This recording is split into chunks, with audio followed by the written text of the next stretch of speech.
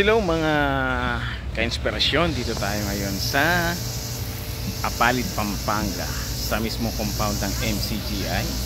At nandito tayo sa parang pinaka-park niya. Pwedeng pag-upuan, tambay. Ito, meron pa na dito fountain, yun o. Yung tinatawag natin Walk of Faith. Ayan, ano ba yung Walk of Faith? Ayan, nandiyan yung mga pangalan ng mga tinatawag na Heroes of Faith. So puntahan natin. Sana wag maloobat. Eto, yung MCGI Chapel. So ito, umpisa natin dito. Walk of Faith. Yan, nakaka-inspire to Walk of Faith. Tingnan nyo naman, oh. Umpisa natin. Ito yung mga Heroes of Faith. Walk of Faith. Yan, oh. Yan. So may mga pangalan dyan ng tao. Yan, oh. Kagaya ni Seth, anak ni Adam. Anak ni Adan na kamukha niya. Yan ang batayan sa Genesis 5:3.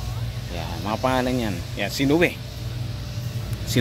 Unang taong pinakipagtipanan ng Diyos. Ayan ang batayan, Genesis 9:9 hanggang 15. Sa kabila meron din si Abel. Ayan, Abel, unang taong matuwid na kinilala ng Diyos. Hebreo 11:4. So yan, halos may mga pangalan po yan. At may mga kakibat na talata ng Biblia. Abraham, kaibigan ng Diyos. Yan. Kaya kung mapapansin po yun sa Walk of Faith, ito yung mga tao na talagang lumakad sa pananampalataya. Ayan po, kabila na yan. Tapos ito, fountain to, pag gabi maganda tong pag ang tawag dito ay dancing, sumasayaw-sayaw yung fountain pag yung tubig ay bumugana. Ayan, dami ito mga ka-inspirasyon. Jeremias. Yan, si Jeremias, Israelita na propeta sa mga bansa. Jeremias 1:5. Yan. So pinapasyal ko lang po kayo. Yan, hindi natin maisa-isa dahil ang dami po eh. Maluloba tayo. Yan, ito muna. Simeon, matuwid na saserdote sa Israel na bago namatay ay nakita ni Kristo. Lucas 2:25 hanggang 28. Kita nyo na.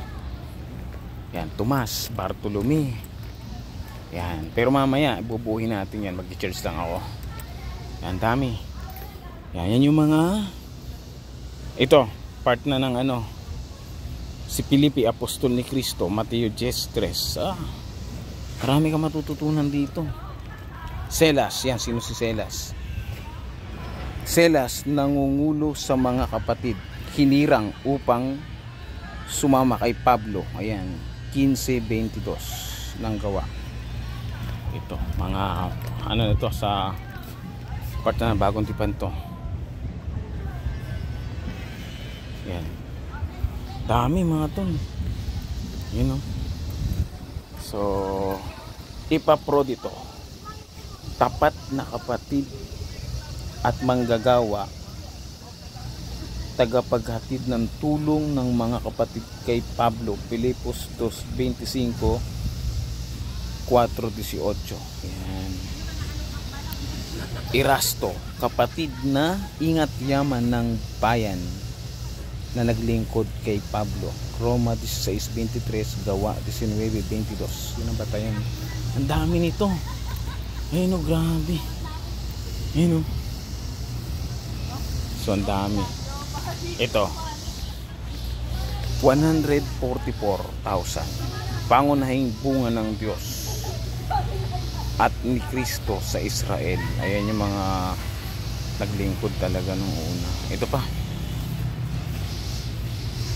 meron dito nakalagay, isang lubang karamihan na di mabilang ng sino man, lahat ng naligtas sa lahat ng mga bansa. Apokalipsis 7:9. Maaari isa ka sa mga ito. Ayan, Apokalipsis kasi yun yan yung hula, mga Kumbaga may mga bagay dyan na sinabi na mangyayari pa lang. Kaya isa sa mga binabanggit dyan, yung isang lubhang karamihan na di mabilang ng sinuman, lahat ng naligtas sa lahat ng mga bansa. Apokalipsis 7:9. Kaya maaring isa ka sa mga ito kapag tayo ay nanatili sa pag-ibig at pagsunod sa Diyos. Yan. Salamat sa Diyos.